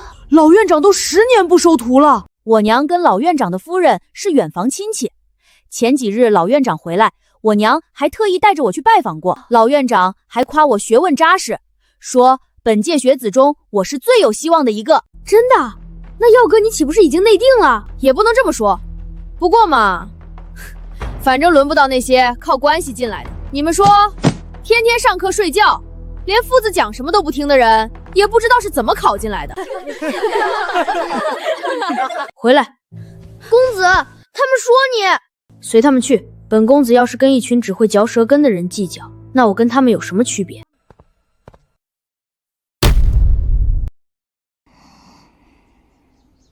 自从夫人来了，小公子真的变了好多。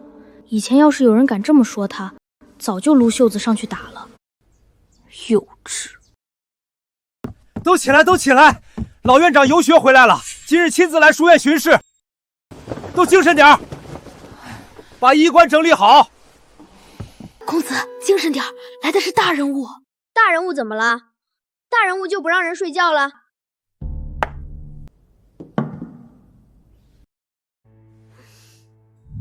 这不是施粥处那个骂我的老头吗？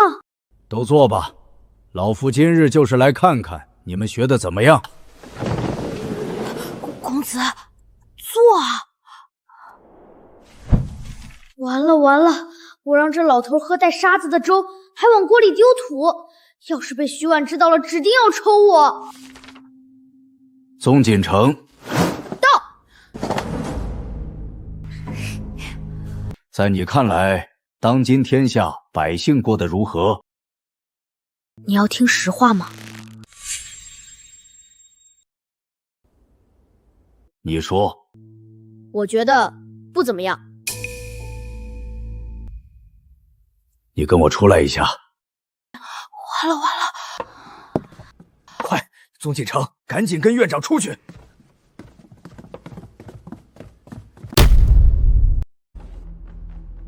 天哪，宗景之完了！他居然说不怎么样，这不是等于说当今圣上治国无方？我早就说了，哼，他这种草包没什么本事，偏偏还爱出风头。现在好了，出到老院长面前去了。其实他说的也没错吧？最近城外了那么多灾民，确实过得不好。你懂什么？灾民是灾民，朝廷不是已经在放山了吗？就是他当着老院长的面这么说，就是居心叵测。传出去，别人还以为我们白鹿书院教出来的学生都跟他一样，对朝廷心怀不满。你们说，老院长把他叫出去，会不会是要罚他？我看不止，他那个话，往小了说是口无遮拦，往大了说就是诽谤朝政。说不定，他马上就要被除名了。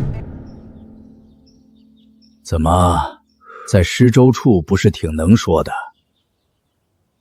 这会儿哑巴了？谁哑巴了？我就是还没想好说什么。那就先别想，坐。哦。老夫10年不收徒了。听说了。但老夫今天要破例了。你知道为什么吗？不知道。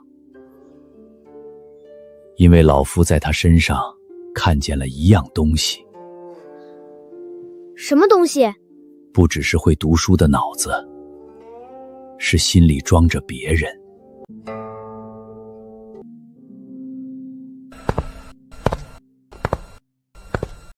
老夫教了一辈子书，见过不少天资聪颖的孩子，有的当了官，有的做了学问，有的名满天下。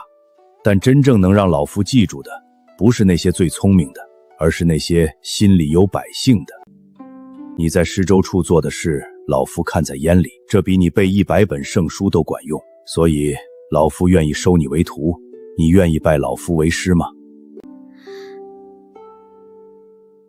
学生宗锦城拜见老师。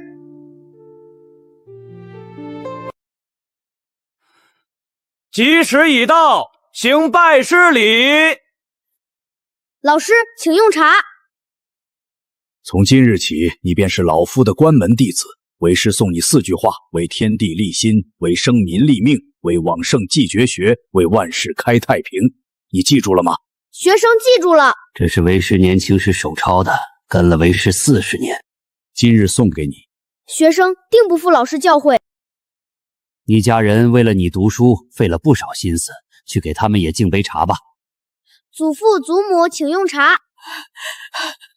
好孩子，好孩子。娘，请用茶。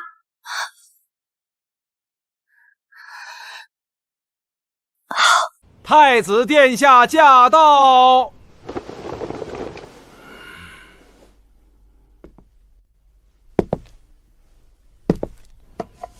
上次送你的麒麟佩是见面礼，今日这方松纹古砚贺你拜师。好好读书，莫辜负你老师的期望。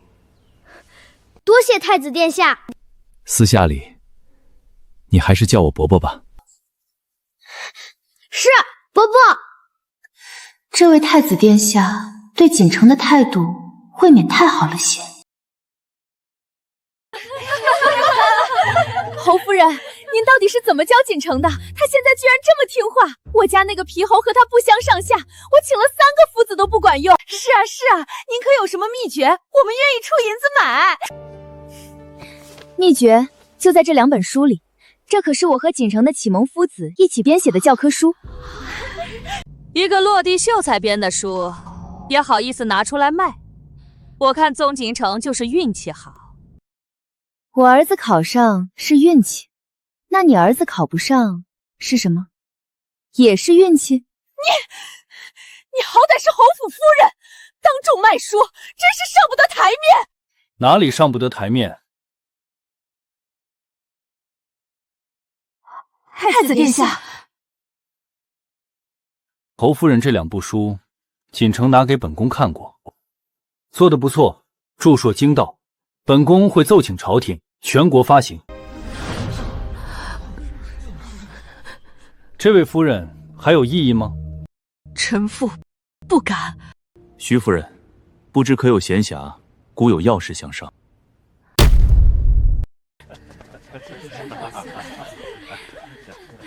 刘管家，我是徐婉的继母，我们代表尚书府来给婉儿和小少爷的拜师礼道贺。请稍后，容我通禀。慢着，我记得我没请你们吧？小公子今日拜师大喜，我们怎么能不来呢？好歹是一家人。一家人？我娘在尚书府每天吃酸果的时候，你们怎么不说是一家人？既然来了，就坐那儿吧。侯府没给你们发帖子，自然没好位置，将就一下。小公子说笑了，爱坐不坐，不送。娘，忍忍。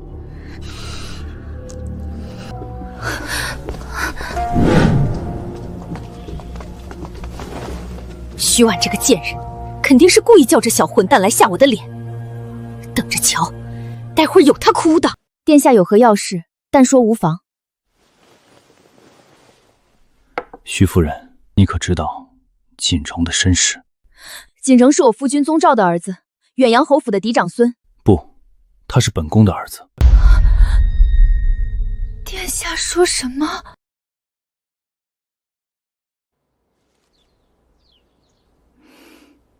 ？8年前，本宫与太子妃喜得一子，孩子却日日啼哭。方丈，小儿夜夜听哭不止，太医束手无策。请您看看，可是冲撞了什么？殿下，小殿下的命格贵重非凡。贵重，那是好事啊。但凡命格故于贵重之人，幼年时必定多灾未难。好比一棵树，根还没扎稳，枝叶就过于繁茂，风一吹就倒。小殿下如今便是如此，他的命格太重，这个凡胎肉身承受不住。那怎么办？只有将他养在寻常富贵人家，以寻常身份成长，方能平安渡劫。改名换姓，寄养他处，那要养到什么时候？18岁，18岁之前不可入东宫，不可认亲生父母，否则恐有性命之忧。难道就没有别的办法？殿下，老衲不会拿小殿下的性命开玩笑，这是唯一的生路。一个命格过硬、福泽深厚的人家，太轻的压不住小殿下的命格，太重的小殿下又受不住。老衲推算过，远阳侯府正合适。宗兆，正是。小侯爷宗兆命格刚硬，又与小殿下有缘。若将小殿下寄养在他名下，以侯府嫡长孙的身份长大，可保平安。所以，锦城是殿下的嫡长子。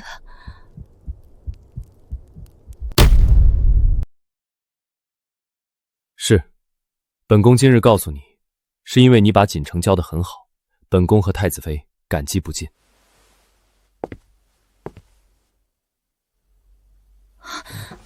殿下折煞我了。本宫今日告诉你，并非要带走锦城，方丈批命，他18岁之前不能回东宫，这些年还要劳烦你继续教养他。合着这才是最大的老板，管着侯府还不够，还得替太子养儿子。臣妇定不负殿下所托。另外，今日还有一件事，算是本宫给你的惊喜。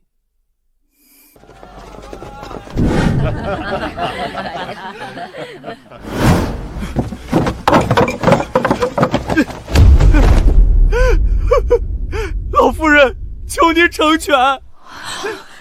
草民与侯夫人两情相悦，他在尚书府时便与草民私定终身，临出阁时他却被逼嫁来侯府，我们被迫分离。这是我和徐氏相通的证据，帕子上绣着他的名字，还有一支青竹。他说竹子高洁像草民的品格。老夫人，草民斗胆，求您放婉儿出府吧。这绣工倒真像是大家闺秀的手笔，莫非真有此事？还有这只银簪，也是徐氏送给草民的定情之物。他说他在尚书府不受宠，没有金银珠宝，只有这只银簪是他生母留下的，送给草民做念想。老夫人，草民不求别的，只求您开恩，放他与草民双宿双飞。成了，这回看他怎么脱身。娘，您这招太狠了，银簪和帕子都是您从尚书府偷偷拿出来的吧？那个贱人的生母留下的东西，我一直留着，就等今天。侯府再大度，也容不下这种丑事。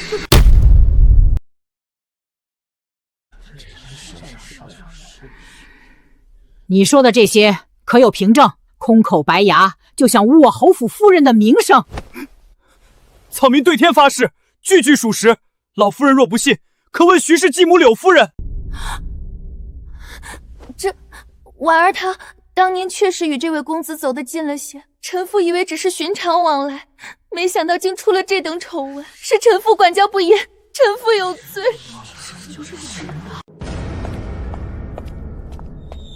顿城，你放屁！我娘才不会！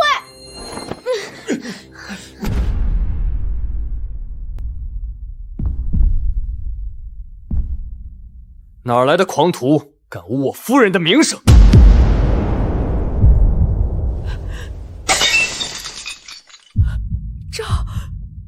赵儿，爹，